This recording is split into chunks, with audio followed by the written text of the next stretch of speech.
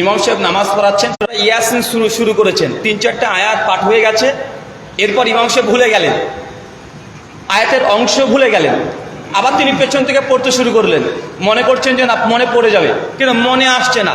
2-3 বার এবার ট্রাই করার পরেও তিনি সঠিকভাবে পড়তে পারলেন না। এখন করণীয় কি?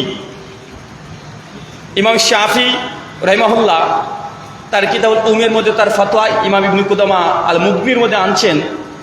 তিনি বলছেন, যদি কেউ সূরাতুল ফাতিহা কমপ্লিট পড়ে নাই, পড়ার পরে যদি অন্য কোনো কিরাতে যদি ত্রুটি দেখা যায় বা পড়তে গিয়ে যদি কোনো বিস্মৃত হয়ে যায়, ভুলে যায়, মনে করতে পারছে না, কয়েকবার চেষ্টা করার পরে যদি ওইখানেই রুকুতে চলে যায়, যেতে পারবে।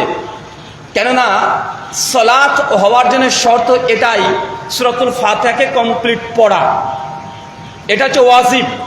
আর বাকি কিরাত করা কিছু উলামা বলেছে মুস্তাহাব, কে বলেছে সুন্নাত।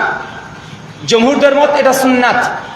সুন্নাতের মধ্যে যদি ত্রুটি হয় তাহলে সেক্ষেত্রে উলামাদের দুটো ভাগ, যদি কিরাত যদি বারবার মিস্টেক করে ফেলে তাহলে সহ সিজদা দিয়ে দিবে, এটা জমহুর অধিকাংশের মতামত।